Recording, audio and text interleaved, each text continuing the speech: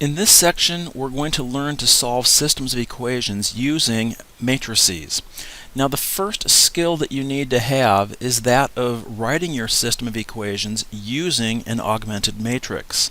And basically that means you're going to take the coefficients of the variables that are already in standard form and rewrite them into a matrix in the order in which they appear up in the system. Now, this matrix, as you can see, is rectangular, and because it's rectangular, it's called an augmented matrix. We say that we've augmented or added a column on with this constant column with the numbers to the right of the equal sign. So that is just the first skill that you want to work with. Know that each of these equations is represented by a row in the matrix, and whatever you can do with equations, you can do with rows. For example, the first thing I've stated is you may interchange rows. Well, you are allowed to interchange equations also. Up above here in the system, had I written x plus 8y minus 4z equals 7 as the first equation and moved that 5x equation down, we still would have had the same solution set to the equation. So interchanging rows is perfectly fine. You may also multiply a row by a number, which is called a scalar in matrix terminology. Now let's go up and take a look at that. If I had an equation such as x equals 7 and I multiplied both sides by 2, I'd have 2x equals 14.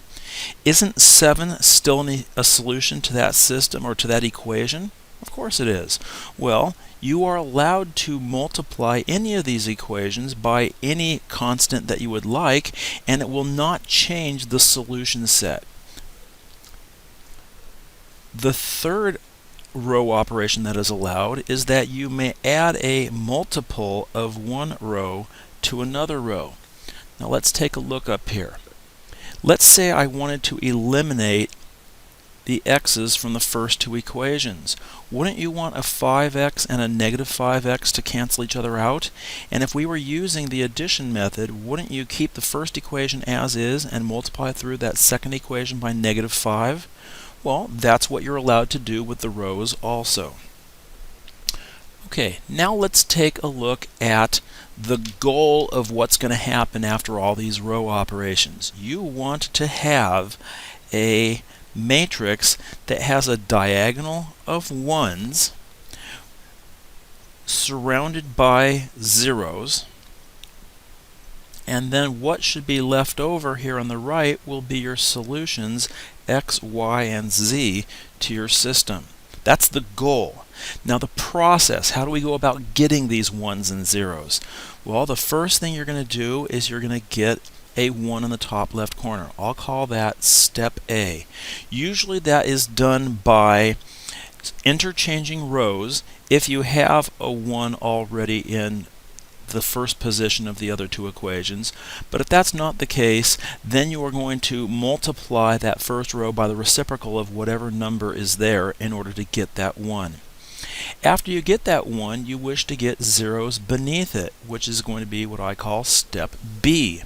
To get the zeros, you're going to add a multiple of the first row to these other rows, because that's the easiest way to do it, to cancel out these coefficients in that other row. Now we're going to move on to step C, getting a 1 in that second row, second column, so we can get this diagonal of 1s started. And step D will be to get zeros above and below that 1. Finally, you'll move on to step E, getting a 1 in the third row, third column, with step F being to get the zeros above it.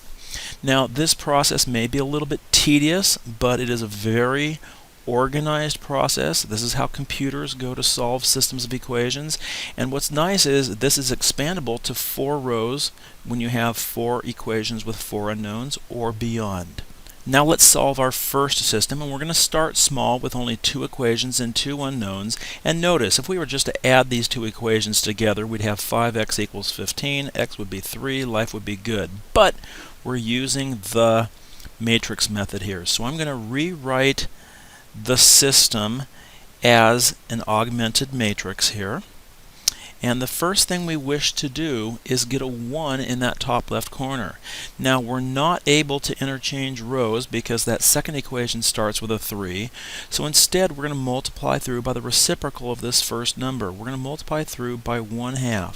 So 1/2 row 1 will become the new row 1. And this will be the notation I'm going to use because I like to have work or steps explaining what I'm doing to be able to follow my work through. So the new row 1 will now become 1, -2, 5 after you multiply through by 1/2. And notice I'm just keeping the second equation as is. We now wish to get a 0 where that 3 is. Now what we really have is the first equation starting with x minus 2y, the second equation 3x plus 4y. You want to cancel out this 3x with a negative 3x. So we're going to take negative 3 times row 1, add it to row 2, and let that become the new row 2. When we multiply by negative 3, we do it in our head. We're not actually going to change that first equation. It's going to stay 1, -2, 5. Now let's actually do that multiplication by negative 3. Negative 3 times 1 is negative 3, plus the 3 beneath it is 0. Negative 2 times negative 3 is 6, plus the 4 beneath it is 10. Negative 3 times the 5 in the third position there is negative 15, plus the 5 beneath it is negative 10. So we've got our 1 with our 0 beneath it. Now we want to get a 1 where the 10 is, and we're going to multiply that second equation through by 1/10, the reciprocal of that 10 there. So 1/10 of row 2 will become the new row 2. So when I rewrite my matrix, row 1 is going to stay 1, -2, 5, and the second equation will become 0, 1, -1. Okay, we've almost met our goals. Now we wish to get a 0 where this negative 2 is. We cancel out a negative 2 with a positive 2. So we're going to say 2 row 2's plus row 1 is the new row 1. Notice we're multiplying by 2 in our head. Row 2 is not actually going to change. Only row 1 is going to get replaced on the right as I've listed it there. So the second equation is going to stay 0, 1, -1. And the first equation, let's see what we're going to have. 2 times 0 is 0, plus the 1 that's already there is going to be 1. 2 times 1 is 2, plus the negative 2 is 0, and that's exactly what we were hoping to see. 2 times -1 is -2, plus the 5 makes 3. Now we've finished, and we can see and convert this back to equation, and we have x plus 0y equals 3, or just x equals 3, and y equals -1. So the coordinate point 3, -1 is the solution to this system. Now, let's summarize what I was saying up above.